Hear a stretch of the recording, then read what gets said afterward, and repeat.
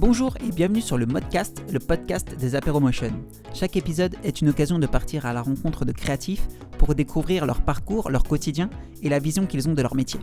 Dans cet épisode, nous nous entretenons avec Romane Jubert, illustratrice.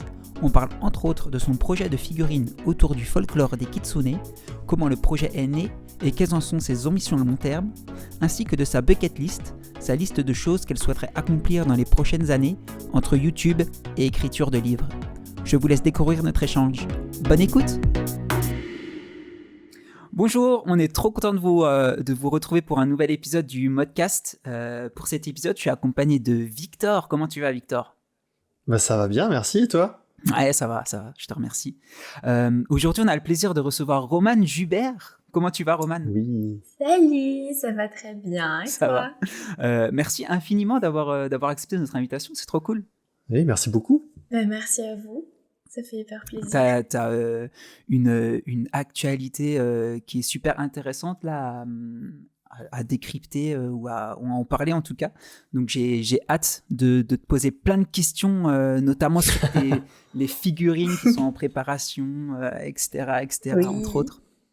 Ça spoil. Ça spoil un peu. Grave. Dans cet épisode. C'est ça, exactement. Est-ce que, pour ceux qui te connaissent pas, tu peux présenter un peu ton parcours succinctement et ce que tu fais aujourd'hui? Ouais, je vais essayer de mon mieux. Ça y est, je suis stressée. Alors j'ai fait un bachelor en motion design à l'école de design Nantes-Atlantique, qui a choisi son prénom de manière tout à fait logique. Pas mal, ouais. Et après, j'ai poursuivi avec un master toujours en motion design à Paris Artsup. Et globalement, après, je pars sur du freelance motion design toujours parce que c'est bien de faire un métier avec le diplôme qu'on a reçu. Voilà, en dehors de ça, ma foi, je ne sais pas bien quoi dire. Je suis toujours perturbée par cette question. Est-ce que tu t'es mis du coup tout de suite en freelance après ton diplôme? Ouais.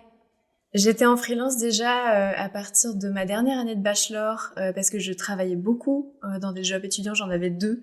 Je commençais à avoir des 100 heures par semaine qui commençaient à vraiment faire beaucoup, qui ont résulté en un petit burn-out en 3e année. Et j'ai été très heureuse de pouvoir les remplacer par du motion qui était un peu plus chill et un peu plus dans mes compétences. Donc ça a commencé là et puis après, oui, ça s'est vraiment spécialisé quand je suis sortie de l'école. Donc il y a 2 ans et demi, quelque chose comme ça. Ok. Quand tu dis remplacé par du motion, c'est-à-dire tu faisais quoi avant? C'était du graphisme? Non, du coup, je faisais vraiment des jobs étudiants. Je travaillais, je sais pas si je dois redire des marques, mais dans un truc d'électroménager et j'étais barmaid aussi le dimanche. Ok, des jobs, vraiment cool. Des jobs étudiants. Ouais, vraiment des jobs étudiants. C'était pour principalement aider à financer aussi ton cursus? Ouais. Complètement. Ouais, ça a payé mes études complètement. Punaise, ouais, c'est courageux en vrai de... Ouais. Parce que 100 heures par semaine, il n'y en a pas beaucoup qui le font, clairement. Non, 100 heures, c'est cumulé avec les heures de cours. En gros, j'avais 16 heures, ce qui est pas non plus énorme par semaine, mais on avait vraiment l'école de design de Nantes. Pour ceux qui y ont été, savent que les 3 premières années sont vraiment, vraiment dures. Ils sont pas tendres avec nous. Et effectivement, le job en plus n'aidait pas, plus les devoirs, etc. Il y a des fois, où je devais remplacer mes collègues, donc je faisais un 35 heures en plus des cours, et là, c'était chaud. Oh putain, d'accord. Parce que les cours étaient sur toute la semaine aussi. Ouais, c'est ça. Okay. Ouais, c'était quand même une très bonne formation, j'en suis très heureuse, mais très très dure.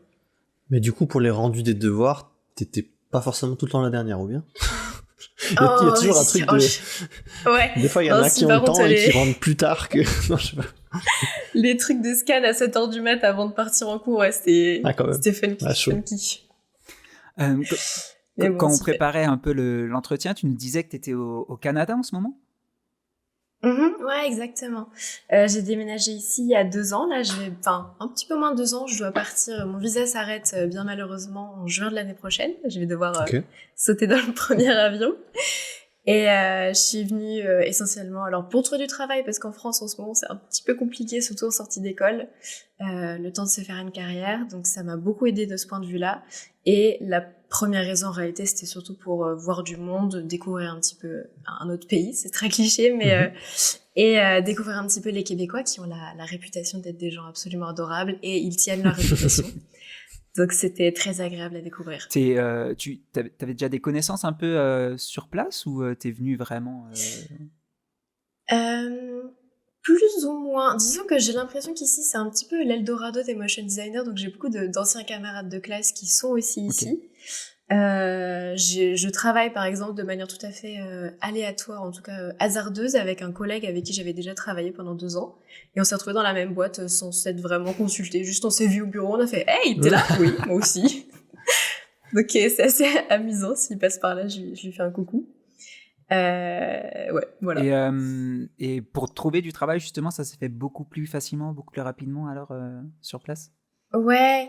Quand je suis sortie d'études à Paris, je pense qu'il y a eu 1 an un petit peu de mou où j'ai eu quelques petits projets, alors qui étaient très intéressants. J'ai eu la chance de pas avoir eu trop de projets trop corporate, un peu relou. Mais ça a été vraiment un petit peu la période de chômage où tu sais pas trop ce que tu vas faire de ta vie, c'est un peu long et tu commences à paniquer. Et dès que je suis arrivée ici, alors j'avais déjà un petit peu de travail en freelance à l'étranger, donc ça m'a fait une espèce de passerelle. Et j'ai pas eu un seul mois de blanc. À partir du moment où je suis arrivée ici, j'ai trouvé rapidement. Enfin, on m'a trouvé plus que j'ai eu le temps de chercher. Ah, cool. Donc, c'était agréable aussi. Et c'est vrai que ça, je pense pas que j'aurais eu l'occasion en France d'avoir du travail si rapidement, quelque chose de chouette, qui soit bien payé, sans avoir à chercher pendant des années. Ça a été assez confortable. Ok.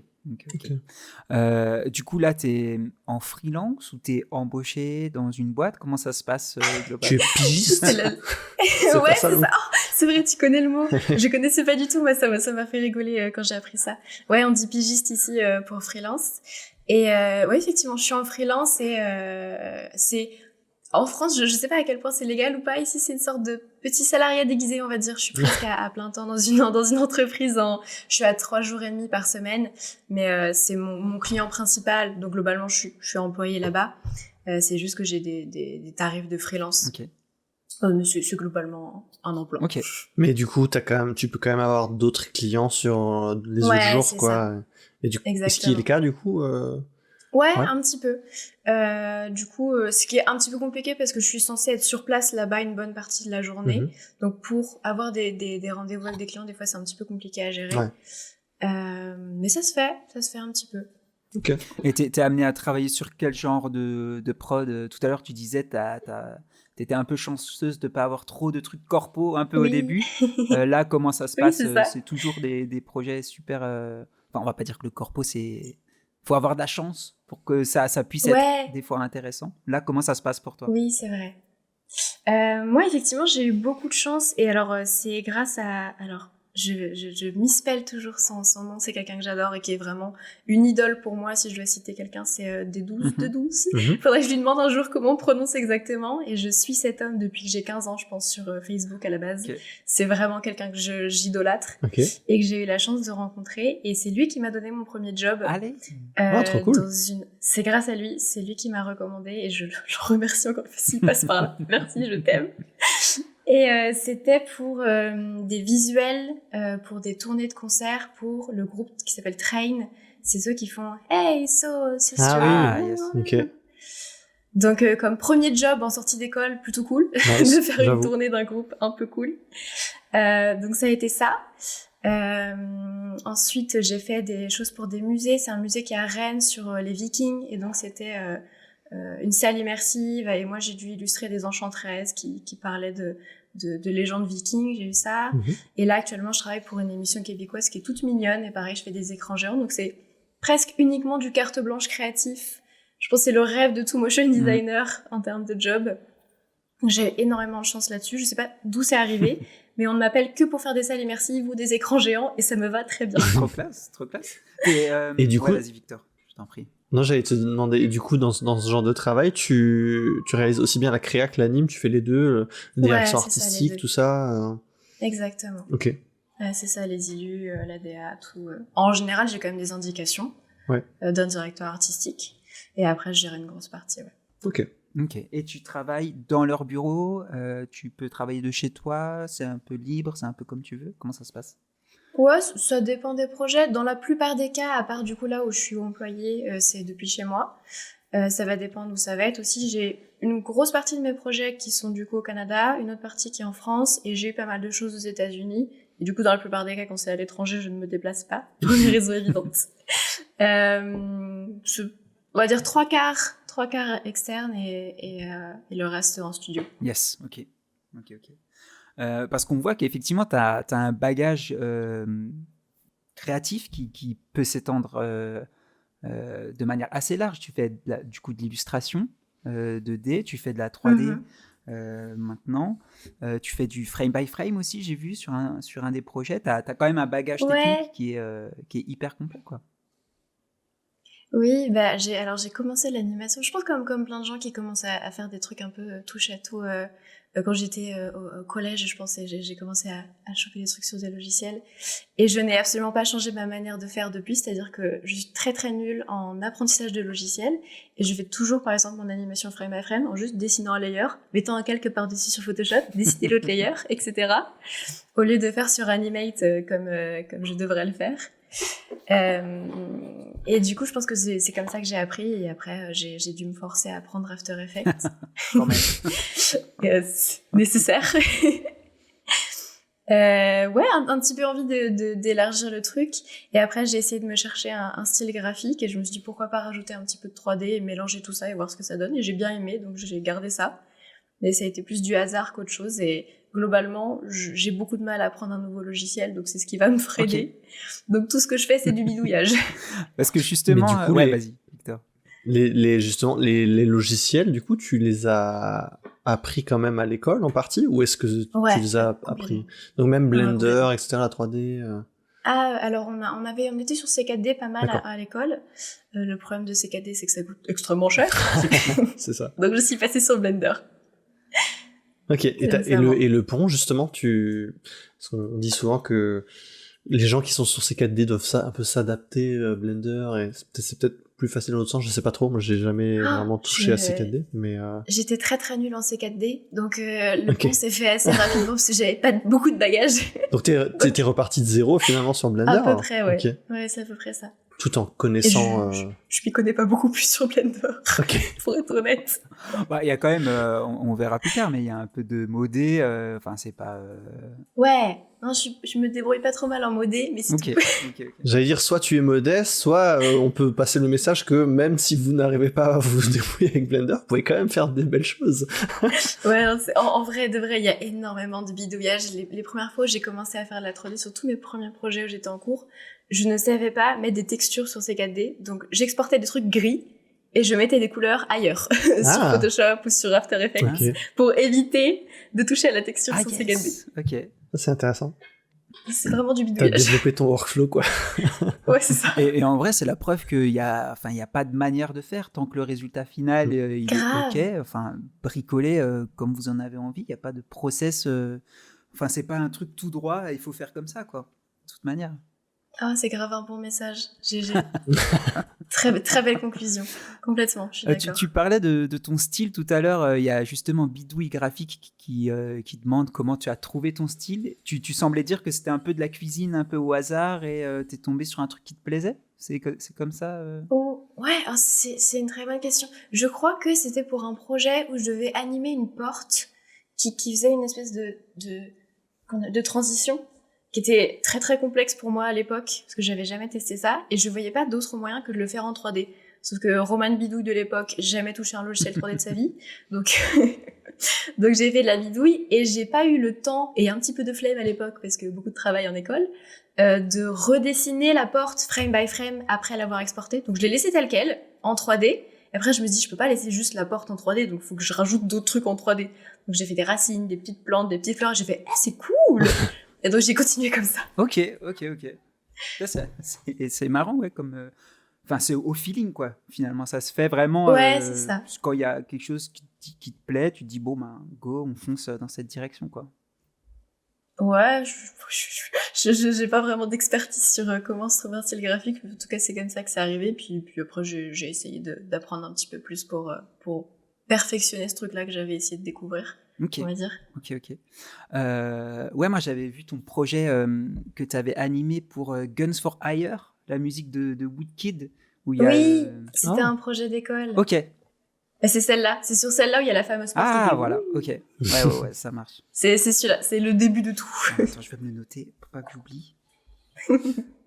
Et là, justement, il y avait il y a forcément de l'illustration, il y a un peu de 3D, tu as du frame by frame, tu as vraiment tout aussi. C'est un peu le projet où il y a un peu tout. C'est cool. Ouais, c'est ça. Je pense que c'est le truc. Je pense que c'est mon projet préféré à vie. C'est mon petit préféré. Et ouais, je pense que c'est le plus représentatif de tous les trucs que je bidouille dans un projet. Il y avait une autre question qu'elle t'a posée justement, bidule graphique. C'est bidule ou bidouille graphique? J'ai un doute. Ah, c'est vrai que moi je me suis noté bidouille, mais je crois que c'est bidule. Excuse-nous, bidule. Pardon. Du coup, bidule. Elle te posait la question de comment s'est déroulé ton process pour le projet du book trailer. Parce que du coup, faire de l'anime pour du livre l'intéresse. Ah, oh là là, oh, vous avez trop des bonnes questions. J'ai fait mes études à la toute origine dans le but d'être écrivaine et de faire mes book trailers. D'accord. C'est ça mon but originel. Petite question, moi j'avoue que j'ai pas la... C'est quoi un book trailer? C'est comme une bande-annonce, mais pour un livre. Pour un livre? Ah ok, d'accord. C'est ça, donc j'ai fait mon projet de bachelor là-dessus, mon projet de master, mon mémoire sur la question. Ah ok. C'est vraiment donc je suis contente de savoir que ça intéresse d'autres gens que moi, c'est cool. Et donc le process, du coup vu que c'est partie de mon mémoire, j'ai fait beaucoup de recherches là-dessus. Après d'un point de vue visuel, c'était, pour être tout à fait honnête, puisque c'est mon projet de fin d'année de master, le but c'est vraiment d'avoir quelque chose de stylé à mettre dans mon portfolio. Donc j'ai juste fait un truc dans mon style et j'ai essayé de le pousser au maximum des compétences que j'avais à l'époque. Plus que vraiment de faire quelque chose qui soit relatif au livre en lui-même. Je pense que j'aurais peut-être traité le sujet différemment. Là c'était vraiment juste montrer ce que je savais faire dans un projet qui était important pour ma future carrière, entre guillemets. Mais j'ai fait d'autres projets de book trailer en parallèle, un peu en amont, et ceux-là j'ai beaucoup plus travaillé dans un point de vue du livre en tant que tel. Et je crois que j'ai perdu le sens de la question au fur et à mesure que je parle. Au niveau du process, est-ce que comment ça s'est passé globalement? Ça s'est étiré du coup sur tout le long de l'année? C'était ton projet de fin d'année? Ouais, après je pense comme beaucoup d'étudiants, t'as toute l'année puis tu finis à le finir en 3 semaines avant la fin de la deadline, mais à peu près, oui. C'est à peu près ça. Mais il y avait 6 mois où on avait du temps pour faire ce projet, et sur ces 6 mois, globalement, je suis allée à Disney avec un pass annuel, et j'ai fait mon projet en 3 semaines à la fin de l'année. Chut, on ne dira rien. On ne... Mais du coup, ouais, le process a été assez court. En réalité, je pense qu'en 3 semaines, il a été fait de A à Z, du storyboard jusqu'au final. Ok. Parce qu'il me semble que dans la vidéo, justement, il y a de la voix off. Est-ce que c'est un passage écrit du livre? Ah, oui. Non, on l'a écrit. On l'a écrit. Et c'est une amie à moi avec qui j'avais travaillé un petit peu, qui fait de la voix off, c'est son métier. Et elle a très gentiment prêté sa voix pour le projet. Et je le remercie beaucoup, qui s'appelle... alors, je ne sais pas son nom de famille. Sur les réseaux sociaux, elle s'est appelée Farah Aslan pendant un moment donné, et je crois qu'elle a quitté les réseaux sociaux. Mais c'est une très bonne doubleuse qui fait beaucoup de choses intéressantes. Ok. Et est-ce qu'il y avait un axe particulier ou un concept directeur que tu as suivi, ou est-ce que c'était vraiment juste sur l'aspect technique? Complètement. Ouais, en réalité, j'en parle un petit peu comme si c'était un projet sur lequel j'avais pas mis beaucoup d'intérêt. C'est quand même un projet qui me tient à cœur aussi. Et le gros du travail, en fait, ça a été de faire un trailer qui n'empêche pas la lecture. C'est-à-dire qu'on a interrogé énormément de gens. Je dis on parce que c'est un projet que je faisais avec une amie à l'époque. Un projet sur lequel on a interrogé beaucoup de gens pour savoir qu'est-ce qui pourrait éventuellement les gêner, parce qu'il y a par exemple des gens qui n'aiment pas voir les décors ou les personnages avant de lire le livre, parce qu'ils ont besoin de se les imaginer eux-mêmes. Et donc on a eu un petit peu ce débat intérieur de est-ce qu'on fait quelque chose d'un peu réaliste, qui ressemble aux personnages, qui ressemble au vrai décor, et on a décidé plutôt partir sur une espèce d'ambiance, c'est-à-dire cette ambiance, c'est un livre qui est très mystérieux, et donc on est parti sur quelque chose vraiment où tu devines un peu les décors, mais où il n'y a rien de vraiment tangible. Et c'est une île qui est au milieu de la mer, et du coup, moi, j'ai voulu essayer d'illustrer le fait qu'elle sorte de mer. Elle est au milieu de nulle part. C'est une île sur laquelle on peut pas accéder par bateau, par exemple. Et donc, le but, c'est vraiment de faire quelque chose de mystérieux où on puisse pas se dire « Ah, mais j'ai vu ça, donc je ne pourrais plus m'imaginer ce qu'il y a dans le livre. » C'était l'intérêt aussi d'avoir quelque chose de très graphique. Pas d'avoir de bâtiments où on voit vraiment la pierre, etc. Là, c'est juste des cubes avec des toits. Parce que ça va pas empêcher le lecteur de s'imaginer ce qu'il va voir. Enfin, ce qu'il va s'imaginer. Ta réflexion derrière tout ça m'indique que tu es une grande lectrice, du coup. Oh, malheureusement, non. J'ai malheureusement arrêté de lire, en partie à cause des études, parce que du coup ça m'a pris beaucoup de temps et j'ai perdu un petit peu le goût de la lecture au fur et à mesure. Là j'essaye de reprendre, je commence à lire Harry Potter après beaucoup d'années, il faut que je commence par la base on va dire, que je ne recommande pas forcément à cause des lubies de J.K. Rowling que je ne valide pas. Mais achetez-les d'occasion, c'est des très beaux livres. Qu'est-ce que tu penses des... du coup je sais pas si la question est très pertinente, mais des adaptations justement de livres en film, est-ce que toi, maintenant que tu sais à quoi ressemble Harry Potter, est-ce que ça te canalise sur une manière de voir le livre d'une certaine manière je pense qu'il y a quelque chose de très intéressant avec les adaptations, c'est que ça fige un petit peu ce que tu t'imagines justement des personnages et des décors. Ce qui est étonnant, c'est que là que je commence à lire Harry Potter, je ne m'imagine absolument pas ni les personnages ni les décors comme on les voit dans les films. Okay. Ce qui démontre bien que chaque lecteur a un peu son interprétation de ce qui est écrit. Et en général, t'as énormément plus de détails. Là, c'est des livres qui font parfois 900 pages. Dans un film d'1 heure, il y a genre un tiers de l'histoire en réalité. Donc, je conseille à tous ceux qui regardent beaucoup de films mais qui ne lisent pas de lire. C'est super. Et mais ceci dit, je trouve que c'est agréable d'avoir des adaptations en film parce que ça donne toujours un autre regard sur une œuvre. Et pour moi, c'est quelque chose qui est totalement externe au livre. C'est juste une autre histoire à partir d'une œuvre existante. Okay. Et si les éditeurs qui nous écoutent sont plus d'attrait à entendre des choses, il y a les audiobooks. Hein. Sinon, finalement, exactement. Si vous êtes là à nous écouter, ça peut-être vous intéresser. C'est vrai. Parce que, tout à fait. Je lisais, moi, quand j'étais petit, les Titeufs, notamment. Et c'est de la grande lecture. Justement, j'allais te poser la question. Il n'y a pas de petite et de grande lecture. Hein. Attention. Mais je vais lire 3 pages et en fait, mon cerveau, il va freeze et il va pas emmagasiner les trucs. Alors, je sais pas si ça se muscle, entre guillemets, cette faculté, tu vois, ou si...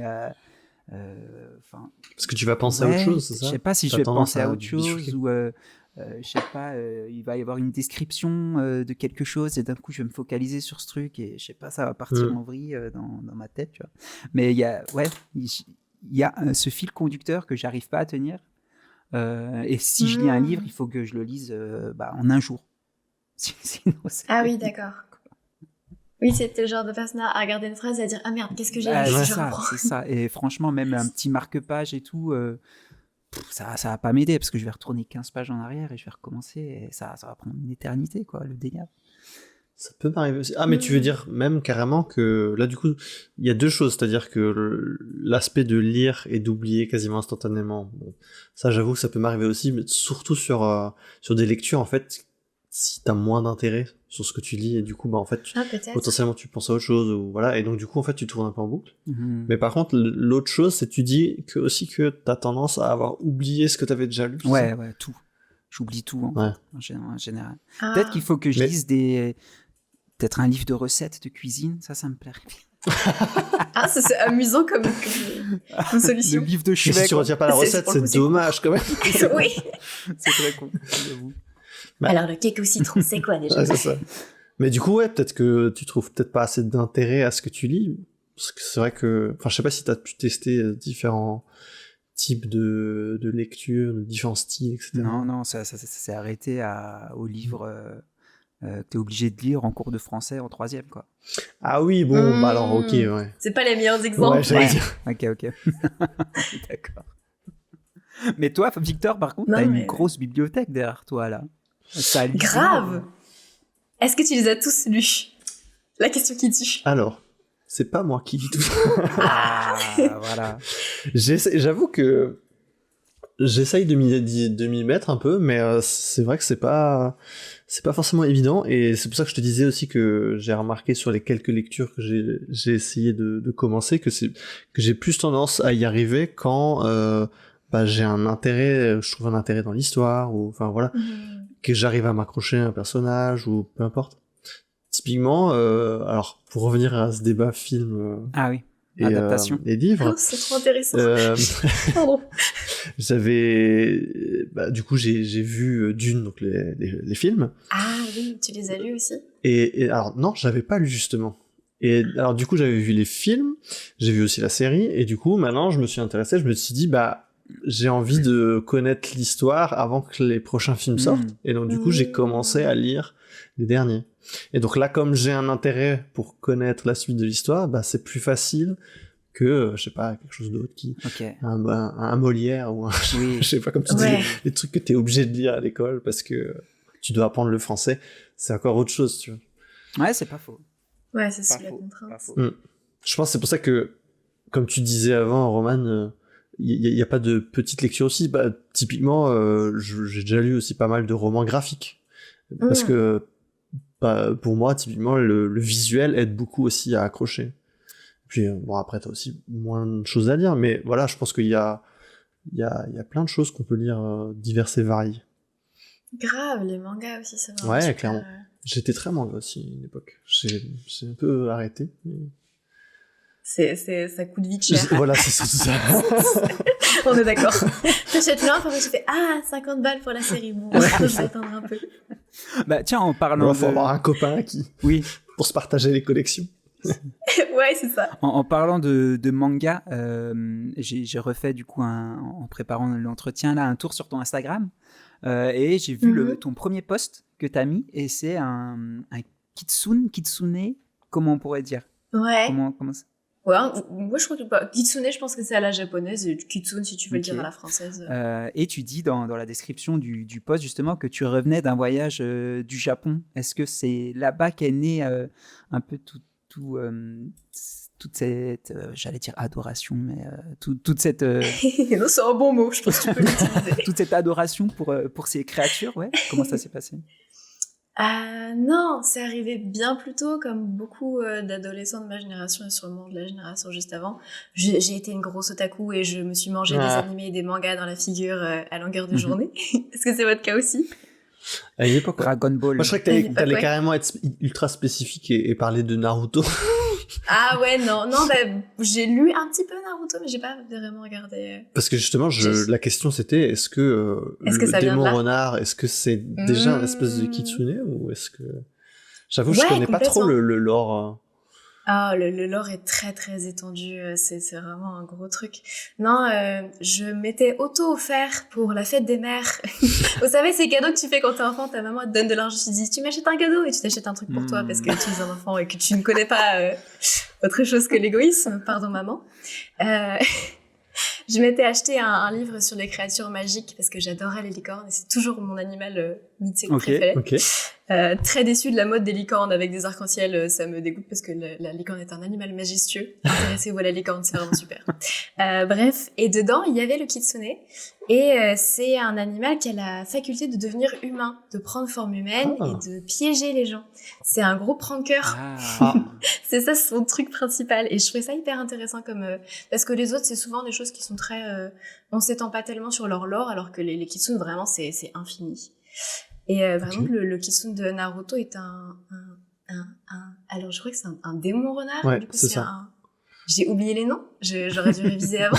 Mais il y a des renards gentils, des renards méchants, ils ont pas les mêmes noms en fonction de s'ils sont gentils, s'ils sont méchants, s'ils font des pranks, s'ils aident les gens. Il y a un nom pour les renards qui prennent possession de toi, genre vraiment c'est infini. Mais donc, est-ce qu'on peut dire qu'un renard, ou un démon renard, peu importe, c'est un kitsune, quoi? C'est une...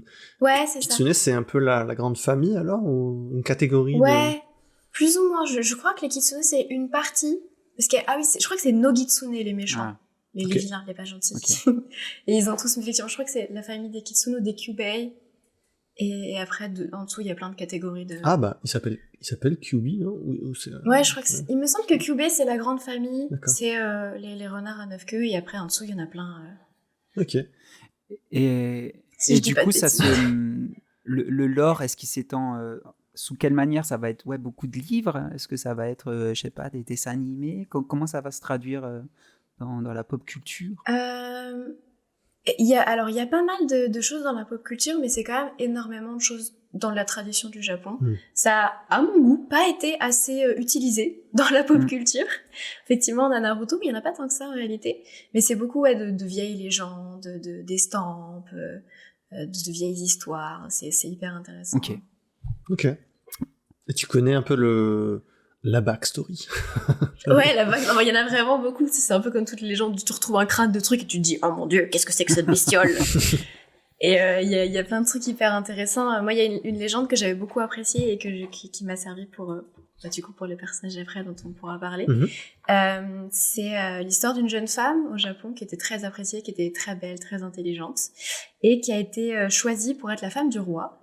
Et c'est avéré que c'était un kitsune qui voulait prendre le trône à la place du roi et qui voulait faire un coup d'état, on va dire. Et donc ils se sont aperçus et elle a été piégée dans un rocher qui s'appelle le Seishoseki. Alors en français c'est marrant, c'est un gros caillou noir au Japon qui renfermait un démon du coup pendant des centaines d'années et il a été brisé il y a 3-4 ans je crois. Et donc le démon en est sorti selon la légende et ça a fait un peu un grand débat dans le pays au Japon parce que il y a un démon renard qui se balade en liberté. Ah genre c'était un vrai, enfin il y a une vraie pierre au Japon. Ouais genre il y a un vrai rocher qui était entouré par un truc sacré et tout et il s'est brisé. Oh putain, j'y mets pas les pieds moi. Ah non monsieur. Oui, parce que du coup, il y avait aussi une légende que si t'y vas, t'es maudit, etc. Faut pas trop te rapprocher. Petite info, à l'heure où on enregistre, je crois que la veille, hier ou avant-hier, il y a eu un séisme au Japon. C'est vrai? Oh. Ah, est-ce que c'est ça? On ne sait pas. Ah, peut-être. C'est sûr.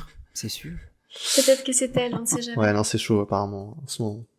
Mais du coup, est-ce que, du coup, le projet, toi, que t'as, c'est de transformer des kitsune en petites figurines.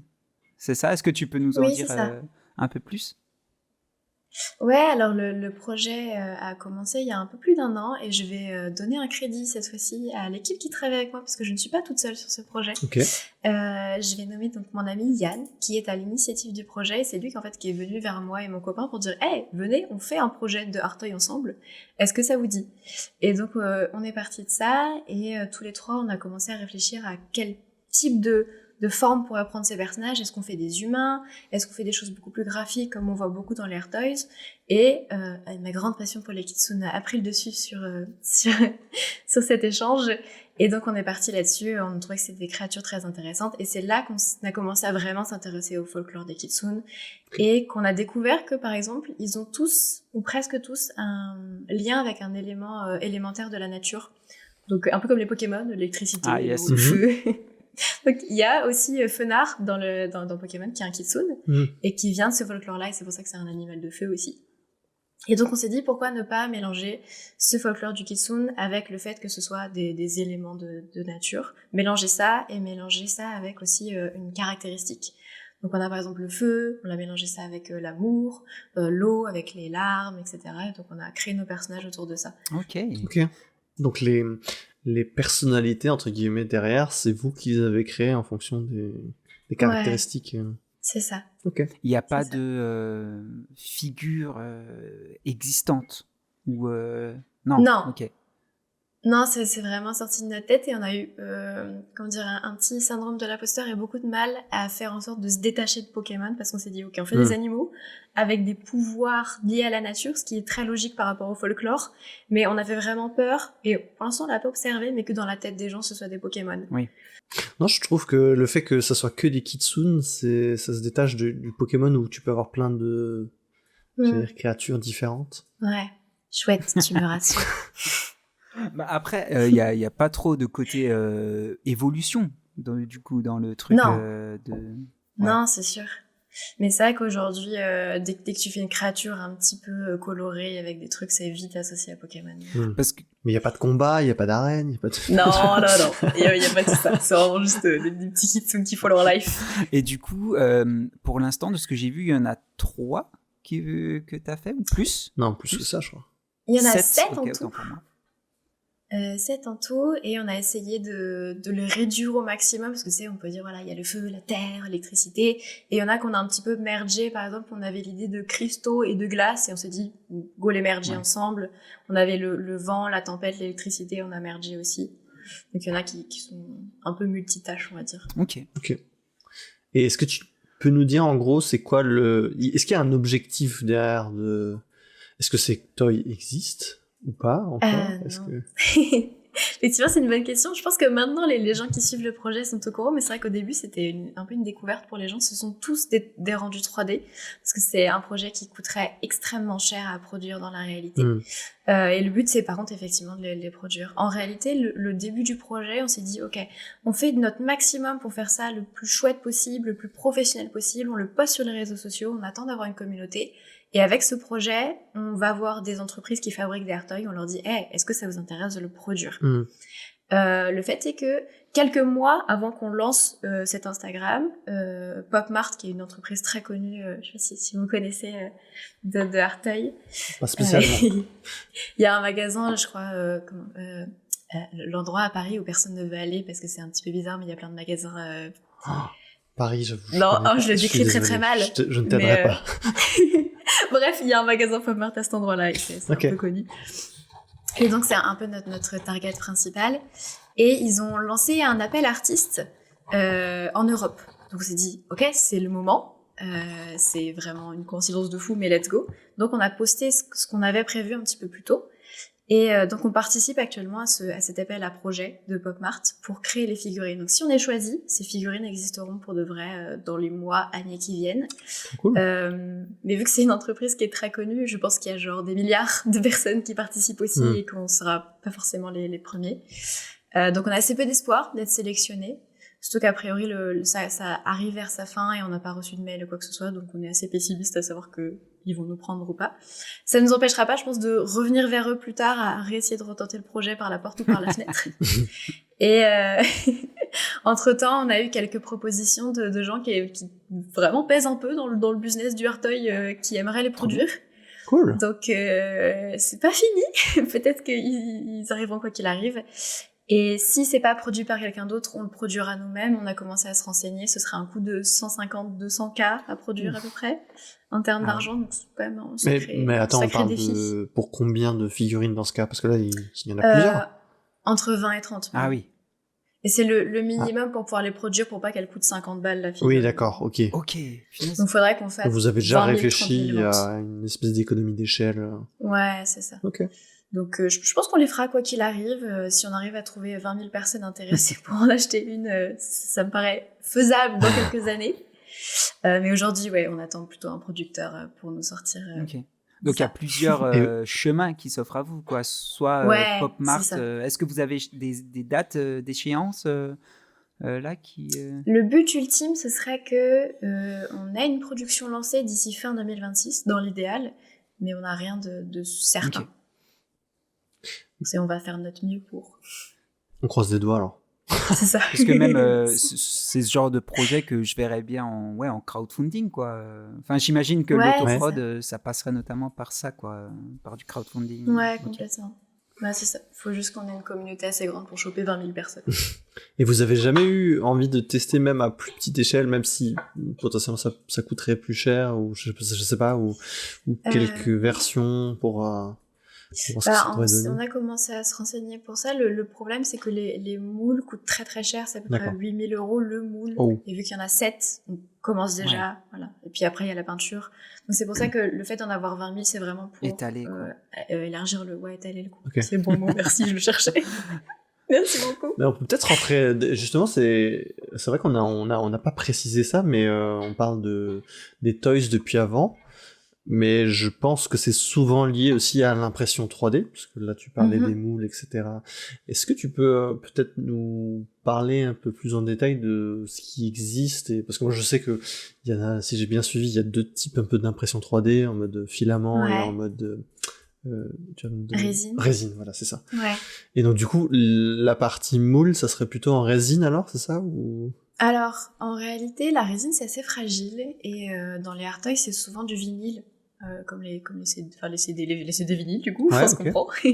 C'est cette même matière, et du coup, ce qui fait qu'elle est un petit peu plus flexible, et quand elle tombe, elle se casse moins d'un coup. Ok. Donc c'est plutôt ça, mais du coup, c'est un petit peu plus cher à produire, un petit peu plus compliqué. Voilà. Et sinon, effectivement, ce qu'on utilise plutôt quand on fait ça chez nous à la maison, c'est principalement de la résine pour avoir quelque chose de très fluide. Et les filaments, faut souvent énormément les poncer, c'est encore plus fragile et moins cher par contre à fabriquer. Et mais alors du coup, le vinyle, c'est un truc encore à part? Ouais, c'est encore à part. D'accord. Après, il y a des... Alors, j'ai entendu parler de ça il y a très peu longtemps, qu'apparemment, on peut faire des mélanges résine-vinyle. Ah. Je sais pas exactement ce que ça donne, mais apparemment, c'est possible. Ok, d'accord. Et est-ce qu'il y a une ambition d'en faire plus que 7 ? Si ça marche, d'étendre encore le... Grave. De fou. Là, on était en train de travailler... Là, je suis en train de faire d'en modéliser des versions en bébé pour éventuellement avoir des versions plus cute et un peu moins chères à fabriquer parce qu'ils sont un peu plus petits. Okay. Et on est en train d'essayer de développer une autre série qui est plutôt basée sur des mélanges de matériaux et de caractéristiques. Donc on aurait par exemple le métal en fusion et la bravoure, la céramique et la délicatesse. Et on va essayer de recréer une série comme ça. Et à terme, ça peut être carrément ça peut devenir des objets un peu à collectionner, quoi. Aussi, c'est ça, le truc. Ça. Ouais, ça marche. Complètement le but. Et on a imaginé la première série justement, c'est un arc-en-ciel. Donc si jamais tu veux tous les avoir, tu peux trouver un petit arc-en-ciel de Kitsune.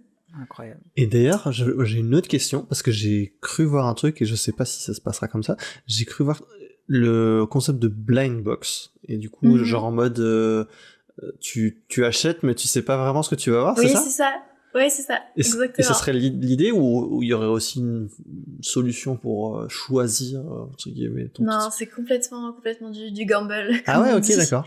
Et c'est ce qui a fondé, entre guillemets, Pop Mart, et c'est comme ça qu'il fonctionne aujourd'hui, c'est des blind box. Okay. Et on a essayé, tu sais, souvent dans les blind box, il y en a un ou deux que t'aimes pas, que t'as vraiment pas envie d'avoir. Donc on a essayé de réfléchir au max, qu'ils soient tous cool, pour que personne soit déçu. Mais effectivement, ce serait le but. Et ce qui est intéressant aussi quand tu gambles comme ça, c'est qu'il y a une communauté autour et tu peux échanger avec des gens. Moi, la moitié des figurines que j'ai, je les ai achetées de seconde main ou je les ai échangées à des gens. Ok. Ah, ok. Et en vrai, ça pousse aussi à en acheter plus. En vrai, tu vas te dire, oui, j'en achète 10. Le capitalisme. Le marketing, oui, le capitalisme, effectivement. C'est tout le délire. On parlait de Pokémon tout à l'heure, mais tout le délire des boosters et des trucs comme ça, quoi. Où tu vas avoir une chance. Il faut en acheter plusieurs, etc., quoi. Ok. Ouais, c'est ça. C'est un truc de Gen Z. J'ai l'impression de collectionner des trucs. Ils savent pas ce qu'ils achètent. Et du coup, j'en fais partie. Pop Mart, c'est quoi comme entreprise là-bas ? C'est Japon ? C'est américain ? C'est quoi ? C'est chinois. C'est chinois, ok. Ouais. Parce que j'étais en train de me dire de faire le lien avec un peu les gachapon, tu sais, du Japon, et je me suis dit, est-ce qu'ils ont ce concept de là-bas ou est-ce que... Ouais. Ils ont Thrive, je sais plus c'est quoi le mot en français, mais ils se sont bien construits en Asie, dans toute l'Asie. Et là, ils commencent à arriver en Europe et aux États-Unis. Ok. Bah ouais, franchement, on croise les doigts. Hein. Ce serait trop ouf. Merci. J'ai cru voir sur un de tes posts que tu as presque appris la 3D, notamment pour faire ça. Est-ce que c'est le cas ? Ouais. Oui, oui, c'est ça. J'ai commencé Blender pour ça parce qu'il n'y avait pas trop le choix. Il fallait qu'on les ait en 3D. Et d'ailleurs, elles sont loin d'être parfaites. Hein. C'est vraiment la première fois que je commence à modéliser un truc de A à Z. Donc, il y a plein de petites bidouilles que vous voyez pas forcément, mais les yeux sont un peu de travers. Il faut absolument que je les refasse ou que je demande à quelqu'un de professionnel de les refaire. Parce que, par exemple, les proportions, ils ont pas tous la même taille de tête ou de pattes. Donc, quand tu les mets les uns après les autres, il y en a qui sont plus gros, plus petits. Donc, oui, ok. Je pourrais pas les imprimer telles quelles, en tout cas. Ok. Mais ouais, effectivement, appris pour ça. Comme je le disais un petit peu auparavant, j'ai beaucoup de problèmes à apprendre un logiciel, donc je me suis essentiellement occupée de la partie modélisation et peinture des textures. Mais c'est mon copain Thomas qui a géré tout ce qui est rendu 3D, composition, lighting et la texture un petit peu plastique du projet. Moi, j'ai très peu touché à ça. Qui est dans le métier alors aussi Exactement. On était en classe ensemble et on s'est trouvés là-bas. Et du coup, c'était quoi un peu le plus grand défi quand tu t'es mis à la 3D ? C'était vraiment s'adapter au logiciel ? C'était quoi Du coup, j'ai pas touché à ce qui est pour moi le truc le plus compliqué, c'est-à-dire les nodes, la texture, le lighting, etc. Donc, c'est globalement du sculpting, comme si je l'avais fait avec de la terre cuite devant moi, j'ai envie de dire. Mais avec cette petite subtilité qu'il faut quand même gérer effectivement le logiciel et pas que ça prenne 3000 ans. Ouais. Donc, je dirais que c'est plutôt ça. Ça a pris beaucoup moins de temps que ce que j'espérais. On s'était dit, ok, dans 3 mois, on les aura. Et en fait, ça a pris 3-4 semaines au final. Mais avec quelques petits ratés au début quand même. Et du coup, c'est vraiment par l'outil de Sculpt, c'est pas de la modélisation. Ouais, c'est ça. Moi, je gère ouais, okay. ça. Okay. Non. Alors, je vais rentrer un peu dans la technique, hein, je suis désolé, mais ce que je maîtrise pas. Tu sculptes vraiment juste, ou est-ce que tu repasses en rotopo après sur tes modèles Alors la retopo, si je dis pas de bêtises, c'est pour recadrer ton projet. C'est ça, ton mesh. Ah ouais, non, ils sont dégueulasses, ils ont 3 milliards de... Il faut pas regarder dans le détail, je vous l'ai dit, c'est de la bidouille. Bon, tu me diras, normalement, pour de l'impression, t'as pas besoin de plus... Non, on pourrait refaire de la retopo, mais c'est très très long, et pour ce projet, on n'en avait pas nécessairement besoin, mais si tu veux faire de l'animation, c'est absolument nécessaire. C'est ce que j'allais dire, si demain il y a des projets d'animer tes modèles pour des vidéos un peu motion, faudrait faire de la retopo. Tout ça, je l'ai fait en 2D. Ok, ouais, je vois. Tu m'étonnes. Et justement, est-ce que, alors je sais pas si tu peux le dire ou pas, mais est-ce qu'il y a un projet aussi annexe par rapport à cet univers-là, je dis n'importe quoi, de BD, de livres, de un peu comme une licence Pokémon qu'on déclinerait, tu vois, sur des différents supports, ou est-ce que pas du tout?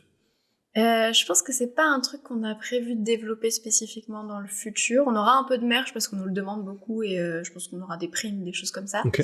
On fait des petites BD en story pour élargir l'univers des personnages. Ouais, c'est vrai. Mais je pense qu'il y aura pas grand chose de plus. Parce que c'est un projet qui me tient énormément à cœur, mais c'est un projet parmi tant d'autres dans ma vie. Ok. Il y a un moment donné où il aura une fin. Ok. Bah, c'est un truc qui m'avait marqué quand on avait préparé l'entretien. Oui. Tu vois où je veux en venir. je vois où tu veux en venir. Tu nous avais dit que tu avais un Google Slide avec des missions de vie un peu écrites même à long terme, quoi. Des trucs... Ouais, j'ai ma vie prévue avec un calendrier sur 15 ans. Est-ce que tu peux nous dire si tu en as envie quelques missions comme ça un peu Ouais, bien sûr. La première, c'est d'écrire un bouquin, du coup, parce que c'est le rêve de ma vie, on va dire, et du coup d'en faire la publicité via le motion design. Il y a ce projet d'Airtoys, mais qui est venu se rajouter récemment, en fait. Finalement, ça a été le premier qui a pris vie, mais c'est vraiment le dernier à être arrivé dans ce calendrier. Okay. Et j'aimerais aussi beaucoup me lancer sur Twitch et YouTube courant 2026 avec des amis. C'était un peu mon projet carrière d'origine avant qu'on me dise est-ce qu'il faudrait pas gagner de l'argent avant C'est vrai que ça peut changer pas mal de plans, ce détail-là. Ouais. Oui, on est d'accord. J'aimerais aussi beaucoup créer mes propres vêtements. Alors pas forcément devenir designer de mode ou quoi, mais j'aimerais pouvoir m'habiller avec des trucs que j'ai fait moi-même, donc prendre des cours de couture, etc. J'ai réfléchi, il y en a vraiment beaucoup. J'aimerais bien commencer un BTS en nutrition et diététique aussi courant 2026. Ah oui, donc vraiment un chemin de vie très varié, quoi. C'est ça. Et partir habiter au Japon après avoir vécu 2 ans au Canada vers 2030. Faut que je me marie aussi. Enfin, je regarde tout un tas de trucs. Et le temps m'est compté. Alors, effectivement, il faut que je millimètre un petit peu tout ça pour être sûre que j'ai un peu le fear of missing out, de pas réussir à faire ce que j'ai envie avant de mourir. Donc, j'essaie de bien tout caler. J'aimerais bien peut-être faire un film un jour, j'en sais rien, des trucs. En vrai, je crois que c'est un peu plus démocratisé outre-Atlantique, ce truc de bucket list, quoi. Un peu des goals à faire avant de mourir. Enfin, ça prend une tournure très, très glauque. Mais oui, avant de décéder. C'est le but de la vie, finalement. Oui, c'est horrible. Le but de la vie, c'est de mourir. Mais je me demande si moi j'ai des goals comme ça. Si moi j'aimerais bien ouvrir. Est-ce que je le dis ou est-ce que je me jinx? Il va en parler. Ah, attention. J'aimerais bien faire un bar à céréales une fois. Oh, c'est merveilleux, s'il te plaît, fais-le. Mais est-ce que tu viendras, du coup, une fois qu'il sera ouvert? mais il faut. Hein. Ah bah, moi oui. Bien sûr. Ah, mais évidemment. Avec un immense plaisir. De toute façon, ce sera franchisé et j'en ferai au Japon. T'inquiète pas, ce sera mondial. Hein. T'en auras 40 000, tu seras devenu milliardaire et tout le monde aimera les céréales. Complètement. Qui n'aime pas les céréales, de toute façon, t'es déjà un marché convaincu. Bah, on est d'accord. Punaise, c'est fou, ça, c'est fou. Mais ça, j'aimerais trop. Franchement, ce serait ouf. On en parle beaucoup et On aimerait bien que ça se concrétise là, à bien avant 2030, quoi. Ça pourrait être pas mal. Mais incroyable. Et du coup, tu vas créer, j'imagine, un petit peu tout ce qui va être graphique autour. Après ça, dès que tu fais des trucs pour toi, ça marche pas. Ouais. Ah ouais, tu demanderais ça à quelqu'un d'autre ? Franchement, je pense. Ah ouais. Je sais pas, j'ai l'impression que sinon ça va tourner en rond, que ça va jamais prendre vie parce que tu vas toujours voir toi des petits trucs que tu pourrais améliorer. Et à un moment donné, il faut que ce soit un truc posé qui ait moins de marge d'évolution, quoi. Enfin, qu'on minimise les marges d'évolution. Dans ma tête, en tout cas. C'est comme comprends. Ça. Ne serait-ce que pour une vision extérieure aussi du truc, peut-être, je pense que ça peut être intéressant. Et peut-être si t'étais en équipe ? Peut-être, alors. Peut-être. Mais j'ai déjà le nom du graphiste en tête et tout. Ouais. C'est vrai ? Oh, waouh ! Mais toi aussi, t'as un plan de vie, alors. Il te faut un Google Slide. Il faut le Google Slide. Allez, ça part. Et toi, Victor, est-ce que t'as un rêve ou plusieurs ? Mais j'ai des rêves, oui, des rêves. J'ai des objectifs de vie, ça c'est sûr. Déjà, après, guérir le genou. Guérir le genou, déjà, ça c'est à court terme une priorité. Du coup, il faut que je raconte tout, du coup. Comme tu veux, t'es pas obligé. Non, guérir le genou parce que je fais un peu trop de volets et que mon genou a un peu de balancement, voilà. Ah, la passion. Mais ça devrait le faire, j'y travaille, déjà. Et puis, non, après, personnellement, moi, il y a un des objectifs professionnels, c'est de créer un studio de motion design. Let's go. Est-ce que t'as un nom en tête ? J'ai déjà plus ou moins une identité qui existe déjà, mais on aimerait qui s'appelle. C'est un petit peu secret. Ça y est, je vais faire ma promo. Je voulais pas. Je t'en prie, fais-la.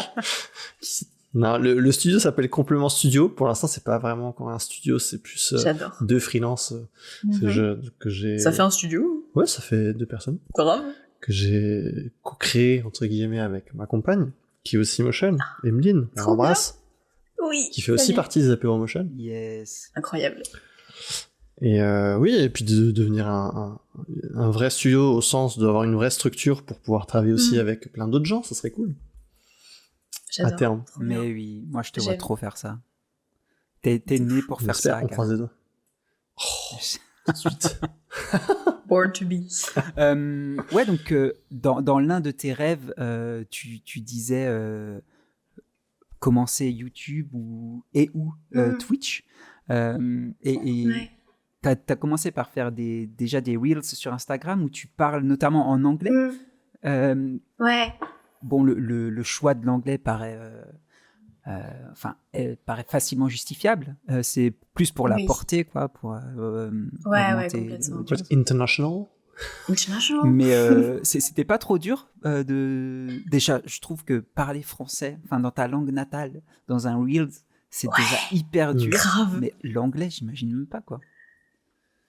Ouais, je sais, on en parlait un petit peu off qu'effectivement, y a des gens qui ont peur de parler en anglais, et c'est mon cas aussi. C'est fou.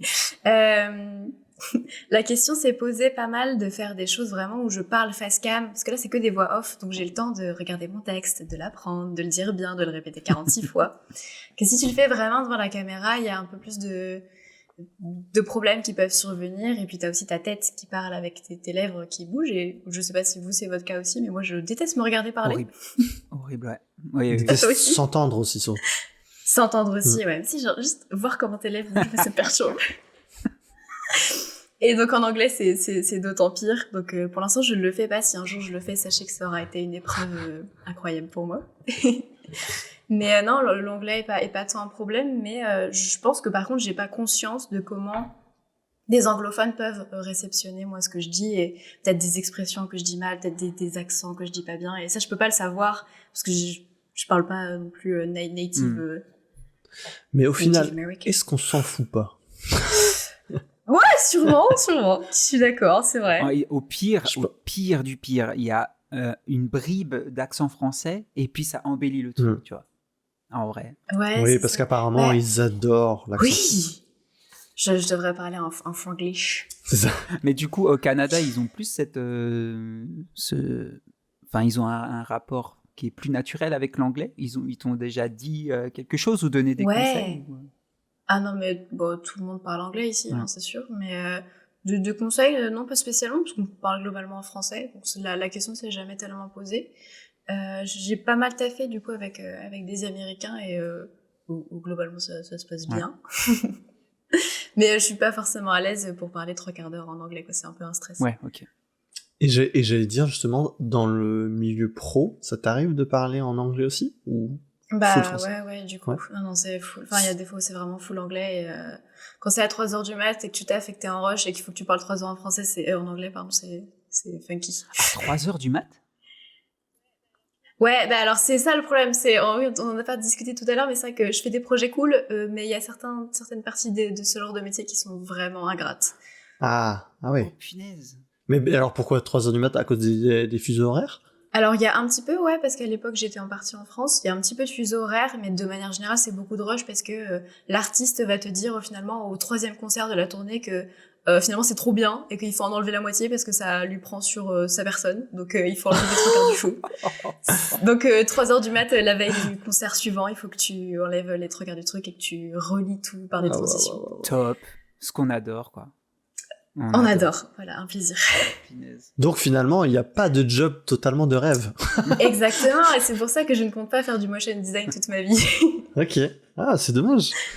Enfin, je veux dire, dans le sens de se dire qu'il y a toujours des contraintes dans le motion, c'est un peu ouais, c'est un peu triste. Je pense dans tous les métiers, hein, je vais commencer à mettre à YouTube, je vais failer et puis je vais trouver que c'est de la merde, mais on sait jamais, tu vois. Mais c'est pour ça que j'aimerais pas non plus être écrivaine à plein temps parce que tu dois écrire tous les ans, tu dois sortir un bouquin H24 si tu veux vivre et je pense que c'est tout aussi. Ouais, c'est vrai que ça doit pas être évident non plus. Un mélange de tout, c'est bien. Parce que effectivement, dans les commentaires de tes Wheels, on t'a grandement encouragé, en tout cas, à effectivement te lancer sur YouTube. Et tu as une présence qui paraît tellement naturelle. Enfin, ça paraît tellement naturel même pour toi. Enfin, c'est cool, quoi. Mes joues sont rouges et mes cheveux vont enfler. C'est pas donné à tout le monde, tu vois. Pour ton compliment déguisé en question. Oui, alors grand mot, je sais pas si je dirais ça, je pense que c'est essentiellement Justin Busson qui m'a glissé ça en commentaire, effectivement. Je pense que c'est un métier qui m'attrait beaucoup, et effectivement on en discutait en off, c'est le métier que ma mère a toujours rêvé que je fasse. Effectivement tes parents ils disent ouais tu peux devenir médecin, avocat, ma mère est en mode tu vas être youtubeuse ma fille. C'est atypique quand même. Ouais, c'est marrant. Mais ma mère est très atypique. Je pense que c'est aussi grâce à elle que je dessinais quand j'étais petite. Elle a retiré tous les papiers peints de ma chambre. Elle m'a dit, ok, tu prends des crayons et tu dessines sur tes murs maintenant. Je pense que je suis la seule enfant de France à avoir eu le droit de dessiner sur ses murs. C'est clair. C'était trop cool. Incroyable. Donc je pense que ça a pas mal aidé à la créativité. Je vais pas mentir. Mais du coup, ouais, c'est parti de là. Et bon, j'avais 13 ans et une caméra en poche, j'allais pas faire grand-chose et j'avais pas l'intention de montrer mon visage au monde entier à ce moment-là. Mais c'est une idée qui reste en tête et si d'autres personnes disent que ça peut être cool, alors ça me conforte dans cette idée. En plus, tu nous disais que limite, t'as fait du graphisme et du motion pour pouvoir juste faire de l'habillage de ta chaîne. Ouais, non, mais c'est ça. Ben, on parlait du fait que j'avais fait tout mon bachelor et mon master pour les book trailers. Même quand je dis, voilà, j'aimerais bien faire un BTS de diététique, c'est pas pour être diététicienne, c'est parce que je trouve que c'est quelque chose d'intéressant. Et en fait, je me suis demandé, ok, quel est le métier qui va me permettre de... Ah oui, j'aimerais bien faire je chante beaucoup aussi, j'aimerais bien faire des clips, des albums, ça me ferait trop plaisir. Et du coup, je crois que c'est Alexandre Astier qui dit ça aussi, qu'il aime bien, quand il crée un projet, pouvoir gérer tous les aspects de la création, parce que c'est un peu ses jouets, et qu'il a pas envie de prêter ses jouets. Moi, c'est un peu pareil. Si jamais je fais YouTube, si jamais je fais un clip, ben, je vais faire la chanson, je vais designer l'album, je vais faire le clip, parce que c'est fun, j'ai envie de le faire, j'ai pas envie de le laisser à quelqu'un d'autre. Alors, une équipe, c'est cool, évidemment, je pourrais pas le faire toute seule. Mais si je fais un livre, je vais vouloir en faire la couverture, je vais vouloir faire le sound design, le trailer, etc.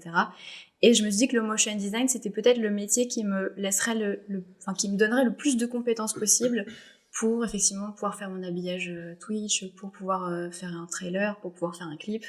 Et c'était le plus logique. Ok. Je comprends mieux ta question Enfin, ton étonnement sur le fait que j'ai pas forcément envie de concevoir l'identité visuelle du truc. Oui. Ouais, je comprends mieux. Mais je comprends aussi, hein, t'as tout à fait raison. Je pense que c'est aussi ce truc quand t'as des peintures chez toi, des trucs comme ça, tu mettrais pas forcément les tiennes. Je sais pas comment dire. Tu préfères celle de quelqu'un d'autre. Pourtant, on le fait pour les photos. Mais... Trop bizarre. On va mettre des photos de nous chez vrai. nous, quoi. Ouais, c'est vrai. Ouais, enfin, en général, tu mets quand même avec quelqu'un d'autre, tu mets pas tout seul. C'est un peu bizarre. Oui. Alors, voici un portrait de peinture, moi, 16e siècle, sur le mur. effectivement. Voilà. Ici, c'est moi la Barbade. Ici, c'est moi.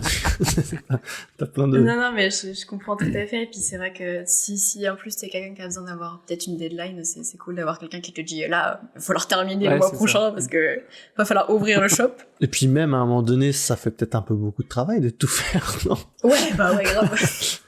Sinon, rien ne sort en temps et en heure. Oui, c'est sûr. Il faut que tu designes les bols, les céréales, le comptoir. Ouais, c'est un truc de fou. Mais je peux comprendre le côté... alors, ça va être péjoratif le mot que je vais dire, mais control freak, le côté tu veux pouvoir avoir le contrôle sur ce qui sort un peu quand même. Un petit peu. J'avoue que je peux avoir des petites tendances comme ça aussi. C'est vrai. Très bien. Je pense dans motion design, on est beaucoup. Ouais, c'est possible. C'est fort probable. Tu parlais du fait de montrer du coup ton visage effectivement sur Internet. On sait que, notamment pour les femmes, des fois, ça c'est pas forcément facile, rien que la démarche de le faire, parce que malheureusement, vous êtes plus facilement proie à des critiques de personnes idiotes, globalement. Oui. Tu t'es posé cette question-là avant ou pas forcément? C'est une excellente question. Dans le contexte actuel de faire des vidéos centrées sur des figurines ou sur le design ou sur des choses comme ça, j'ai pas eu de commentaires négatifs ou de choses par rapport à mon identité de femme. Je pense que c'est une question, parce que c'est en général déjà des petites communautés qui sont assez niches. Je pense que la plupart des gens qui regardent mon contenu sont des femmes, en tout cas c'est ce que je vois dans les analystes Instagram, là, analytique, je sais pas pourquoi je dis analyste, c'est une personne, je comprends. Pardon pour le cafouillage. Parce que, et puis c'est souvent, voilà, c'est de l'artiste, donc c'est plutôt des gens qui sont dans un univers de bienveillance, donc j'ai vraiment pas du tout ce retour négatif là. Par contre, je me prépare effectivement, si jamais il y a Twitch, si jamais il y a YouTube, je pense que ça va être pas un frein, mais quelque chose à surmonter. Ça, j'en suis certaine. Ok. Et puis même il y a l'aspect de tout court, hein, même quand t'es pas une femme, c'est le fait de oser se montrer aussi. Je trouve que des fois c'est pas forcément évident. Toi, est-ce que ça a été assez facile? Est-ce que t'as fait quelque chose en particulier pour ça, ou est-ce que tu t'es lancé et puis ça a roulé Non, ça a roulé tout de suite. Je pense que je suis très timide dans la vie de tous les jours, mais si j'ai personne en face de moi pour me juger directement, c'est moins un frein. Je me dis de toute façon, on est 8 milliards, qui aiment ma tête ou pas, ou que je sois ridicule ou pas, c'est pas si grave. Okay. Mais c'est sûr que s'il y a des commentaires négatifs, ça touche. Oui, facilement. Forcément, ça je peux comprendre. Mais et d'ailleurs, c'est vrai que est-ce qu'il y avait un choix par rapport au fait de montrer son visage particulièrement, ou parce qu'on aurait pu très bien faire, surtout dans le cadre de Foxune. D'ailleurs, on n'en a pas parlé. C'est Foxune, hein, c'est ça le projet des... Tu peux le dire comme tu veux, on n'a pas vraiment réfléchi. Il est à l'écrit. Nous, entre nous, on dit Foxune parce qu'on sait que c'est un mélange entre renard, fox et kitsune, donc on dit Foxune, mais Foxune, ça marche très bien. C'est vrai qu'on n'a pas dit le nom depuis le début. Bah oui, c'est vrai. Je viens d'y penser. Mais oui, du coup, je voulais en venir à ça, c'est... enfin, de ce que j'ai cru comprendre sur notamment les réseaux comme TikTok par exemple, qui mettaient vachement en avant avec les algorithmes le fait que si tu montes ton visage, ça marche mieux que si tu ne le fais pas. Je sais pas comment ça se passe sur Instagram par exemple, et d'ailleurs je sais pas si t'es aussi sur TikTok ou pas, mais est-ce que du coup il y avait c'est un choix aussi par rapport à ça ou pas du tout? C'est juste comme ça. Ouais, c'est un choix purement marketing. Enfin, le marketing, c'est un grand mot pour ce qu'on fait, mais oui, c'est un choix dans un but de visibilité complètement. Ok, donc c'était... Je l'aurais pas fait si c'était pas nécessaire. Ok, d'accord. Et est-ce que tu vois justement une différence, par exemple, entre TikTok, Instagram et par rapport aux différents types de contenus? Parce qu'il me semble que t'en fais aussi sans ton visage, par exemple.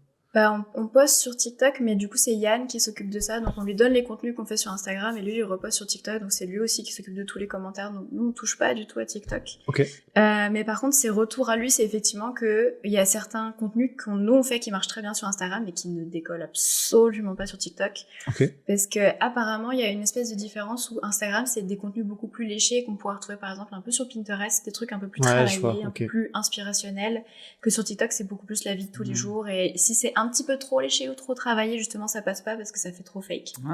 De ce que j'ai compris, mais je suis pas du tout une spécialiste. Donc du coup, ça pourrait aller avec le côté, je me filme mon visage comme dans tous les jours et que... Ouais, c'est ça. Là, cet aspect-là aussi, quoi. Okay. Bah, en vrai, le fait de se montrer aussi, ça humanise forcément le contenu et oui, tu t'attaches à une personne aussi. Clairement. Ouais, grave. Et je sais que je m'étais fait cette réflexion-là quand on a commencé à voir les IA monter, et ça fait très peur d'ailleurs ce sujet, c'est un autre point. Mais je pense que c'est le moment où l'identité du créateur ou de la créatrice prend encore plus d'importance, parce que ton art ne te définit plus forcément, puisque si une IA peut faire ce que tu fais, tant pis pour toi.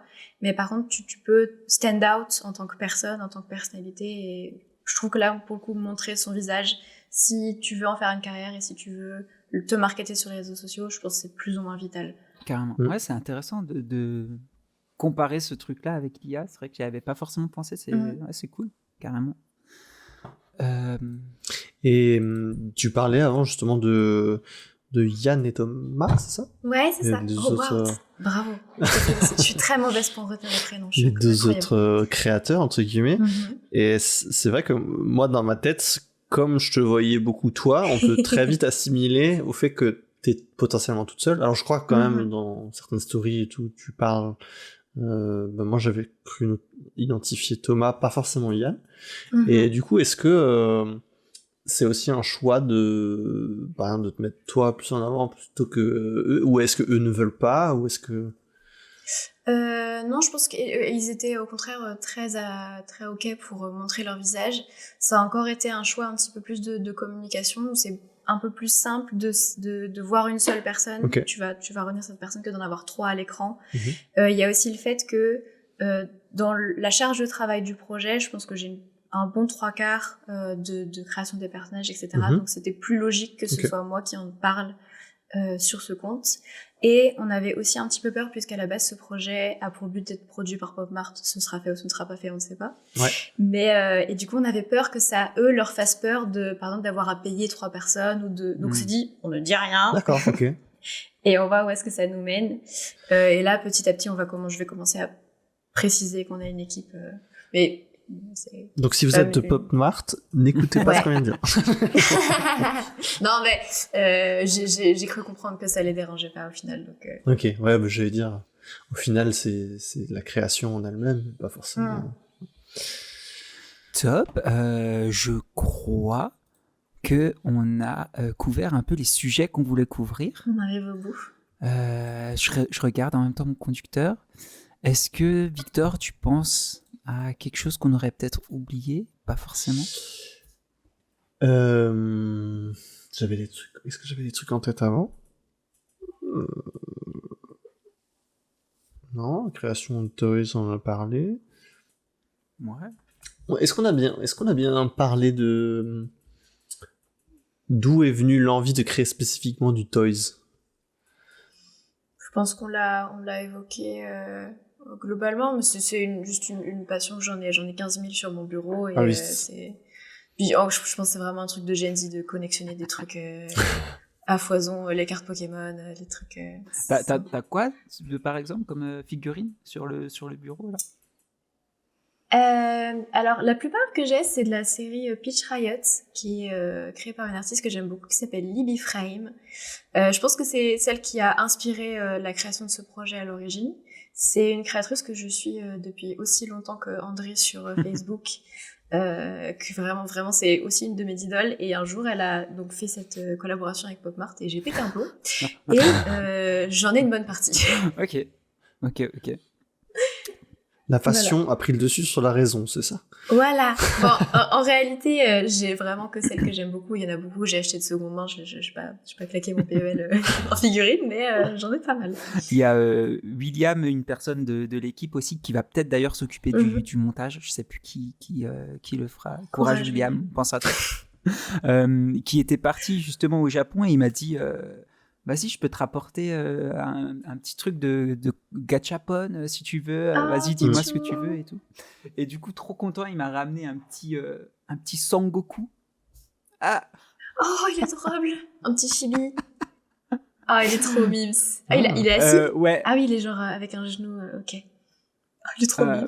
Et, bon, c'est très peu visuel pour nos auditeurs, mais ça fait 2 cm de haut. Je trouve ça trop stylé, quoi, trop chou. Il est adorable. Est-ce que toi, Roman, tu voulais peut-être revenir sur un des aspects de sujets qu'on a abordés, sur les figurines, sur ton travail? Moi, j'ai envie de tout savoir de votre vie. C'est vrai qu'au début, tu disais limite inverser les rôles du podcast, finalement. C'est ça. Je suis moins douée que vous pour poser des questions et je me suis moins préparée. Mais je suis très contente d'avoir pu discuter avec vous de livres, d'adaptations, de ton merveilleux projet d'ouvrir un shop de céréales. Ça m'a fait hyper plaisir et ouais, si jamais vous avez... J'adorerais vous poser une question pertinente et je suis très malheureuse de ne pas en avoir en tête. Mais si jamais vous avez un mot à dire, je bois vos paroles. Moi, je suis dans une période où je voyage pas mal. Et justement, là, en ce moment, on enchaîne un peu les enregistrements de podcasts. Pour nos auditeurs, on est à nouveau en train d'enregistrer en décembre, au moment où on se parle. C'est bientôt Noël. Et justement, en fait, en début d'année, je repars quelques mois en Asie du Sud-Est. Et du coup, je suis trop content. Wow. J'ai trop hâte de... Et un pays en particulier en Asie du Sud-Est, ou tu vas couvrir une partie On atterrit forcément en Thaïlande, déjà, donc forcément la Thaïlande. Okay. Moi, je fais de la boxe thaïlandaise aussi à côté, donc j'ai trop hâte de, ne serait-ce qu'assister à des combats, tu vois. D'être dans le pays, quoi. Dans le pays, ouais. Pourquoi pas faire un entraînement, carrément, j'aimerais trop. Wow. Et puis, ouais, juste un peu travailler en voyageant, en regardant du pays, quoi. Waouh. Je trouve que tu ferais un excellent personnage du sitcom. Ah ouais. Ouais, je trouve que le mélange boxe thaïlandaise, ouvrir un shop de céréales et l'anniversaire de Booba, c'est... C'est vrai que ça n'a aucun sens. Il y a un truc. Aucun sens. Parce qu'effectivement, c'est le 9 décembre et Booba a 49 49 ans aujourd'hui. Joyeux anniversaire, Ellie. Joyeux anniversaire à Booba. Bon anniversaire, B2O. B2O.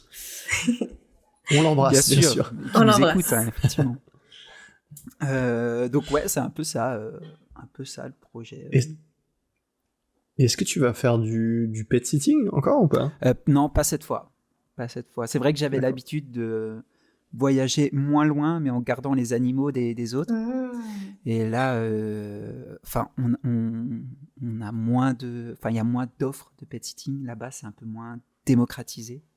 Et du coup, ça va être un peu plus freestyle, quoi, un peu plus à l'arrache. Ok. Et du coup, tu vas quand même dormir chez des gens, tu fais un peu de couchsurfing ou c'est vraiment un investissement de ta poche pour ces voyages Ouais, je pense que ça va être des gîtes, hein, principalement. Principalement des gîtes, à mon avis. J'ai pas prévu de... C'est quoi, couchsurfing? Ouais. Ouais, oui, c'est quand tu dors sur le canapé des gens. Non, pas prévu. Après, apparemment... les Thaïlandais sont très friendly, donc on ne sait pas, on n'est pas à l'abri d'une rencontre. Peut-être. Et puis ça part en soirée pyjama, quoi. C'est vrai. Est-ce que est-ce que t'es assez extraverti pour ce genre d'expérience? Ouais, je pense. Franchement, ouais. C'est vrai? Je pense. Non, je t'admire. C'est vraiment un personnage du sitcom. je te jure. Surtout, en vrai, je pense à l'étranger, c'est plus simple. Tu vois, même quand tu maîtrises pas la langue, je pense que tu peux même plus facilement te taper des délires sur des gestes ou des trucs. Enfin, je sais pas. Pour moi, ça me paraît je pense que t'es vraiment seul à dire que c'est plus simple d'avoir des expériences avec des gens que tu ne connais pas quand en plus tu ne parles pas la langue. C'est vraiment un truc extraverti, ça. Que la langue... Mais du coup, tu deviens mime, quoi. Je trouve ça trop drôle de parler en mime. Oui, je sais ce que tu veux dire, genre... Bon, encore une fois, pour les auditeurs, il n'y a pas les signes. Mais... Moi qui suis d'origine italienne en plus, c'est parfait, tu vois. C'était le geste parfait, quoi. Marquez la pizza, s'il vous plaît. Oh là là, je suis raciste, c'est terrible. C'est ça, c'est trop ça. Coupez ça. Tu pourras communiquer en termes de mouvements de kickboxing. Peut-être. Ouais, c'est un peu plus effrayant peut-être. Ouais, comme très bizarre. De communication. Ouais, là, pas sûr que ce soit si friendly que ça. la tournure va prendre un virage inattendu, je pense. Ah oui. Quelle belle tournure. Mais j'ai hâte, et d'un côté, il y a ce truc où c'est tellement une culture différente, où pour moi, tu vois, Bangkok, ça va être une ville où il y a 10 000 scooters dans la rue. Enfin, tu vois, t'as des clichés quand même dans la tête. Et en fait, je sais pas à quoi m'attendre. En vrai, j'ai ce truc où j'ai peut-être une vision qui est un peu fausse du pays, quoi. Donc, je sais pas trop. Ok, tu vas pouvoir cocher tes petites cases si c'est cliché ou pas. Ouais, c'est ça. Mais si on prend l'exemple du Japon, par exemple, le Japon, j'arrive plus facilement à m'imaginer une vie de ville. Et Bangkok, pas du tout. Et c'est trop bizarre parce que, enfin, ils sont tout aussi évolués, mais je sais pas. Qu'est-ce que t'appelles une vie de ville? Des buildings peut-être, des grands bâtiments. Sortir dans des bars, c'est quoi? Ouais, non, c'est vraiment le paysage de la ville, quoi, les buildings et tout. Pour moi, la Thaïlande, ça va être très village dans la montagne, mais alors que pas du tout forcément. Ah, comme ça, d'accord. Tu vois, t'as des visions un peu, et tant que tu le vois pas, t'arrives pas à le remettre en question, le truc. Bah, je pense que ça doit dépendre aussi des villes, justement. Ouais. Oui, forcément. Mais du coup, vu que c'est une autre culture, peut-être que, ils investissent la ville d'une différente manière. Je sais pas si ça a du sens ce que je dis, mais je sais pas. Bah écoute, tu nous feras un débrief dans un prochain podcast quand tu seras revenu. Oh, j'ai hâte d'écouter ça. Est-ce que c'est pas le genre... Excusez, si je pose trop de questions. Est-ce que c'est pas le genre d'endroit aussi où ils ont des bâtiments à une architecture un peu, je dirais rococo, un équivalent en Europe, mais tu sais, très travaillé avec beaucoup de choses qui s'entremêlent. Oui. Apparemment, il y a des temples, effectivement, qui ont des détails fous. Mais partout, genre, ça va pas être des colonnes grecques où t'as un petit trait creusé, ça va être plein de picous partout, effectivement. Donc même, en plus, comme tu dis, au niveau architecture, ça va être dépaysement total, quoi. Tu vas revenir avec un bagage d'informations graphiques c'est clair. Incroyable. Là, c'est clair. Hyper enrichissant. Et toi, Victor, est-ce que tu as une actu? Je suis vraiment navrée de ne pas avoir de questions plus pertinentes. D'actu personnel, non, pas spécialement. Non. À part le genou. À part le genou, non. Après, moi, là, je finis de travailler. On a un beau projet avec... Je sais pas si tu connais... Je vais dire Europa Park pour que tout le monde connaisse, mais c'est un parc d'attractions en Allemagne. Et on bosse pour... Donc, ils font aussi la partie des constructions, finalement, des coasters. Et ils réalisent un nouveau site web, et pour ça on fait des petites animations un peu sympas, des features, j'ai pas le mot en français, mais un peu des caractéristiques, voilà, c'est ça, des différents coasters, et puis voilà, c'est sympa, quoi. Donc de réinterpréter un peu de manière abstraite et en motion un peu ces choses-là, c'est vachement intéressant. Je me demandais si t'avais demandé des spécificités un peu techniques, ou si c'était un peu plus Non, justement, le but du jeu, c'est de sortir un peu de la technique. Cool. Le côté très... on a un rail, on va représenter un rail. Non, c'est pas trop ça l'idée, c'est un peu de sortir de là pour avoir quelque chose de visuellement un peu plus intéressant, et qu'on soit pas trop dans un truc hyper techos pour les techniciens. Et voilà, donc c'est intéressant. Tu penses que ce sera sorti... Oh pardon, excuse-moi, je t'ai coupé. Non, j'allais dire, c'est... Je sais plus ce que je veux dire. C'est intéressant de réinterpréter. T'inquiète. Est-ce que tu penses que ça sera sorti à la sortie de ce podcast aller voir. Je ne suis pas sûr. Aïe. Bon, alors, le secret. Je suis pas sûr. Non, parce que ça avance pas forcément de manière très linéaire, donc il n'y a pas forcément de date de sortie, donc je peux pas garantir. Ok. Bon, on pensera à la regarder. T'es déjà allé à la ronde, toi, Roman, du coup non, du tout. Moi, je pense vraiment que j'ai fait que Disney. Okay. Beaucoup, mais que Disney. Ok. Et c'est bien? Oui, ça va. C'est franchement, c'est cool. Pour ceux qui nous écoutent, c'est le parc d'attractions à Montréal, quoi. Ah, c'est comme ça qu'il s'appelle! Ah, mais j'ai l'air d'une grosse cruche. Oui, non, j'ai pas été, mais je le vois. Mais il est très cher. Enfin, je trouve les tarifs un peu cher pour l'activité. Peut-être que je me trompe, hein. Attends, je vérifie quand même. Ah non, mais tu dois avoir raison. Je sais qu'il existe, je le vois, je n'ai jamais été plus loin. Ça me dit quelque chose. Oui, c'est ça, c'est la ronde, effectivement. Ouais, c'est ça, la ronde. Ok, je confonds, je pense, avec un parc d'attractions qui est vers La Rochelle. Je pensais que tu parlais de ça. Rien à voir. Et est-ce que tu es déjà allé au parc en Allemagne, près de la Pologne? Et voilà. Est-ce que tu connais Europa Park, du coup? Ouais, mais j'ai pas été. Okay. Mais tu sais, c'est connu, je pense, quand même. Ah ouais, ok. Ok, ouais. Franchement, la ronde, ouais, il y a des coasters qui sont sympas, quoi. C'est cool. Ouais. Moi, j'aime bien, j'aime bien me faire peur en général, donc ouais, j'aime bien. Ah. J'aime bien. T'es un homme à grand. Ouais, c'est ça. T'as bien raison. Est-ce que t'aurais des projets sur lesquels t'es en train de travailler qui vont sortir dans les prochaines semaines, prochains mois en ce moment? Je crois que celui sur lequel je travaille, je n'ai pas le droit d'en parler, mais c'est un truc corporate qui va pas intéresser grand monde. Et sinon, le truc que je fais, c'est hebdomadaire, donc ça sort toutes les semaines au Québec pour l'émission qui s'appelle En direct de l'univers, qui est un peu le prime time ici, comme pourrait l'être, je sais pas si on a un équivalent en France, genre N'oubliez pas les paroles ou un truc comme ça, je sais pas. Sur la musique alors? Qui passe le...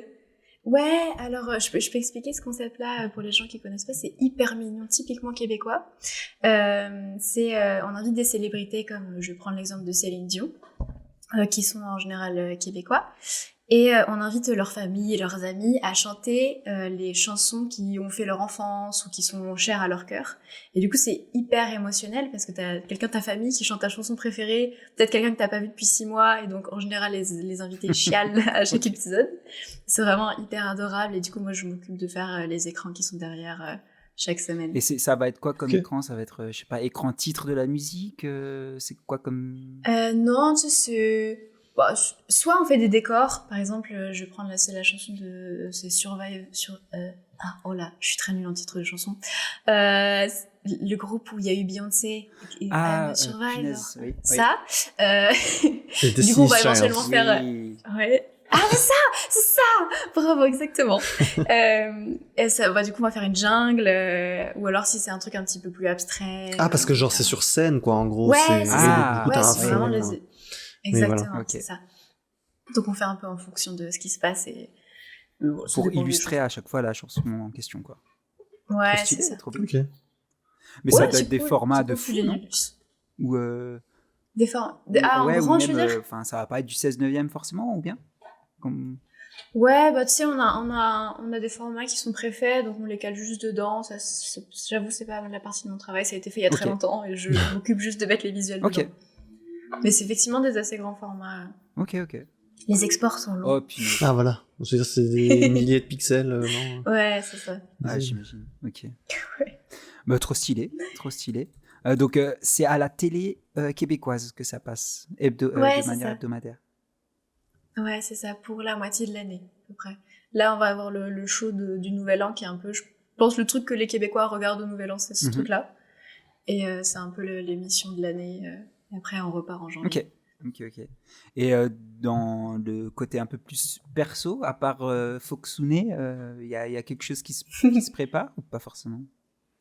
Du coup, suivant le plan du Google Slide, je suis en train de me former à écrire un petit peu mieux, et je me mange des livres dans la tête le plus possible pour obtenir une database, on va dire, d'écriture.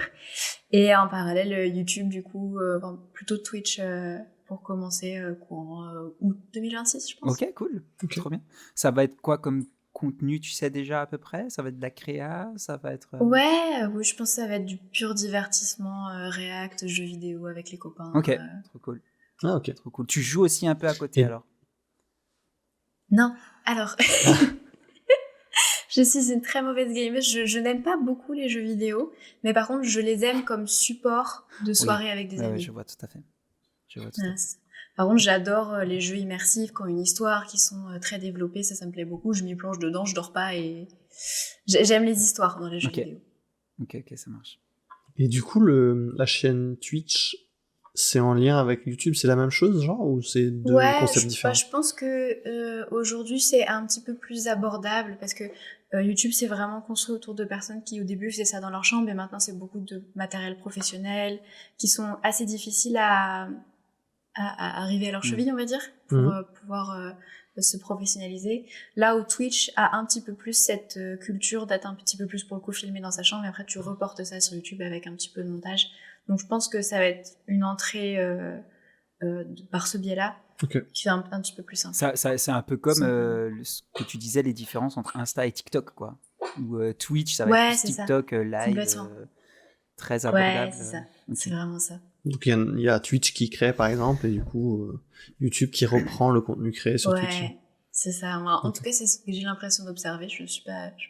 Ouais, il y a beaucoup j'ai pas de diplôme en marketing, mais. Après, je pense que c'est comme tu veux, mais c'est vrai que c'est une technique pour créer pour être présent sur 2 canaux de manière un peu plus simple, avec un peu moins de travail, quoi. Oui, les ponts se font très facilement, effectivement.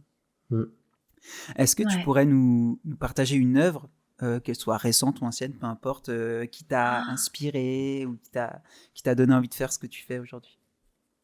J'ai vu cette question dans le fil conducteur et j'ai réfléchi depuis lors et je n'ai pas vraiment trouvé. C'est pas grave, sinon. Alors, je vais en citer une qui me tient à cœur, qui est un film qui date des années 80, qui s'appelle La Dernière Licorne. On parlait de licorne tout à l'heure et elles sont vraiment très chères à mon cœur. Et ça vient d'un roman à l'origine, c'est vraiment une très belle histoire. Et là, on voit un petit peu la représentation de la licorne comme elle est traditionnellement, c'est-à-dire un corps assez longiligne, un peu comme un cerf, une queue de lion et la corne de licorne, bien sûr. Et je trouve que c'est une très belle représentation de la licorne qu'on a malheureusement trop peu, je trouve, dans la culture et la pop culture. On a que l'arc-en-ciel, quoi. Et c'est vraiment un très beau film. Ouais, c'est ça. Nous, on a le qui crache des pètes, alors qu'en fait, à la base, c'est un animal majestueux qui représente la pureté et la gentillesse. Et c'est parti en couille. Je sais pas où c'est parti, mais... Ouais, mais c'est un très joli film. Il date de quand, tu sais, à peu près? Il me semble que c'est 82. Okay. Et c'est porté par... Il y a des chansons du groupe America. C'est une très belle chanson. Magnifique animation. C'est un monument de l'histoire de l'animation. Ah, c'est un film d'animation. Ok, c'est ça. J'allais te poser la question. Non, c'est vraiment un très bel objet créatif. Je sais pas comment dire. Genre, c'est un beau projet. Et ça vient d'où? C'est américain? Je crois que c'est japonais-américain. Okay. Si je dis pas. Ok, trop stylé. Il y a un petit peu cette patte au niveau des yeux, un peu manga dans l'idée. Ok. C'est vraiment une histoire qui tourne autour de la licorne? Ouais, alors pour le petit synopsis, c'est l'histoire d'une licorne qui habite dans une forêt et qui se rend compte qu'elle est la dernière sur Terre, qu'elle n'a pas rencontré de licorne depuis des milliers d'années. Donc elle se demande où sont ses copines. Et elle entend parler qu'elles ont toutes été enfermées dans la mer par un taureau de feu. Et donc il va y avoir une petite épopée où elle va sortir de sa forêt qui est une grosse épreuve pour elle, et pour aller voir où sont parties les autres licornes. Ok, stylé, trop bien. C'est vachement chouette. Ça fait un peu... Mon copain l'a toujours pas regardé parce que c'est un vieux dessin animé, donc il fait un petit peu peur dans les graphismes. Ah ouais? Il y a une patte assez particulière, mais c'est charmant. C'est comme quand tu regardes Blanche-Neige ou Alice au Pays des Merveilles, t'as des trucs et ça fait flipper de fou. Ouais. Mais c'est une vague. Okay. Moi, j'ai vraiment un trou dans ma culture de films d'animation japonais. Hein. Ouais, c'est vrai? Ah, japonais, c'est encore un... je sais que il y a énormément de choses et j'arrive pas à m'y mettre. J'arrive pas... Est-ce que... T'as vu les Ghibli au moins? Oh non, là, c'est criminel. Là, ça manque à ton personnage. Ah, il manque ça à la sitcom, merde.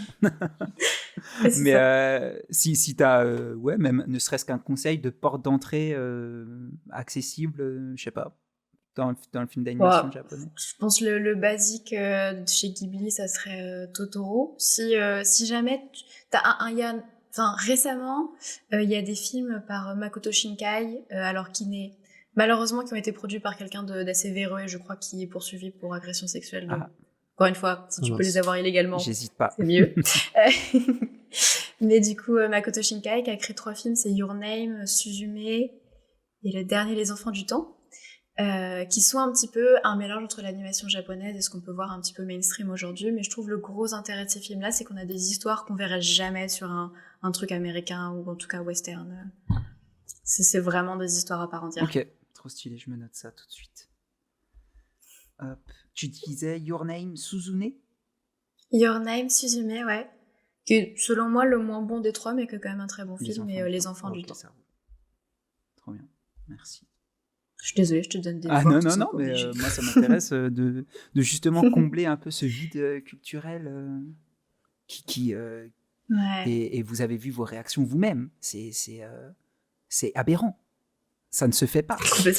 Complètement. On ne juge pas ici. Non. Ouais. J'avoue, j'ai eu une petite réaction. Mais... Non, mais c'est vrai que même si tu veux recommencer à lire, le projet justement sur lequel j'ai travaillé pour mon master là, de Book Trailer, c'est sur un livre japonais. Et je trouve que selon moi, les meilleurs livres qui existent sont là-bas ou en Chine, ou en tout cas dans la partie asiatique, parce qu'ils ont une espèce d'affranchissement des codes de littérature qu'on a chez nous, où on essaie de se baser beaucoup sur le réel, alors qu'ils peuvent partir sur des trucs vraiment rocambolesques, hyper poétiques, que nous on n'aurait jamais imaginé, et c'est hyper rafraîchissant. Ouais, je vois, carrément. Et puis on sort à une question tout à fait terre à terre. Quelle est ta boisson apéritive préférée? Oui, et je pense qu'elle va vous étonner, c'est le Diabolo Popcorn. Ah oui, effectivement. Ah. Encore faut-il qu'il soit disponible dans sa version popcorn. Ouais, voilà, c'est ça. C'est quand j'étais barmaid, du coup, on avait un sirop de popcorn qui s'utilisait essentiellement en cuisine, en réalité, ou dans le café, que personne ne nous demandait jamais, mais qui existait. Et vu qu'on buvait toujours un coup à la fin, un jour j'ai voulu tester, et c'est une dinguerie. Donc c'est limonade plus sirop popcorn, c'est ça? Voilà, c'est ça. Je crois qu'il y en a que chez Monin, mais si jamais vous le trouvez ailleurs. Oui, j'allais dire, c'est ce genre de truc où Monin est très fort avec des goûts toujours très... Ouais, c'est ça. Bon, c'est très spécial, hein, faut aimer. Je l'ai fait goûter à plein de gens, c'est soit on aime, soit on déteste. C'est un peu du sucre au sucre. C'est très sucré. Ouais, avec un petit bout de caramel, je sais pas, c'est spécial. Ouais, c'est vrai, je crois que j'ai déjà goûté ça dans du café, effectivement, et ça passe bien, ça passe bien de ouf. Mais avec limonade, pourquoi pas? En vrai, pourquoi pas? Est-ce que tu aimerais écouter quelqu'un en particulier sur le podcast? Oui, j'ai aussi réfléchi à cette question et je vous conseille fortement Lison Buffet qui, en plus d'être une motion designer et graphiste exceptionnelle, est une femme adorable, pleine de bon sens et d'ouverture d'esprit. Je vous la conseille. Yes, carrément. Trop bien. Lison Buffet, je crois qu'on avait rencontré au Motion à un moment donné. Ouais, c'est vrai. Trop cool. Elle est incroyable. Je pense que aujourd'hui, en tout cas, dans ce que j'ai l'occasion de voir sur les réseaux sociaux, c'est la personne qui a le style le plus unique. Voilà. On voit ce qu'elle fait, on sait que c'est elle. Il n'y a pas de doute. Et puis même, effectivement, elle a une aura très particulière aussi dans sa personnalité, quoi, qui est très cool. Et puis elle est fucking adorable. Trop bien. Merci infiniment, Romane, pour ce temps de partage. C'était trop cool. Oui, merci beaucoup. Merci à tous les deux. Je suis contente d'avoir pu discuter avec vous. C'était un plaisir. On met tous les liens de tes réseaux dans la description. Et on encourage nos auditeurs à aller checker ça et puis à vous abonner pour voir tout ce qui va sortir et voir où va mener le projet Foxounet, quoi. Abonnez-vous, mettez un like et la cloche. Et envoyez vos prières. Creusez les doigts. Il y a déjà les termes dans ce que tu dis, c'est magnifique. Ouais, je m'entraîne. Et puis on te dit à bientôt. Merci infiniment. À bientôt. À bientôt, salut. Ciao, des bisous. Merci d'avoir écouté ce nouvel épisode du Modcast, on espère que ça vous a plu. Un grand merci à notre invitée de nous avoir donné de son temps et pour toutes les infos qu'elle nous a partagées. N'hésitez pas à aller la suivre sur ses réseaux. Quant à nous, retrouvez les apéros Motion Design sur tous les réseaux. Sur ce, je vous dis à bientôt et restez attentifs pour découvrir de nouveaux quotidiens et parcours de créatifs dans le prochain épisode du Modcast. À très vite.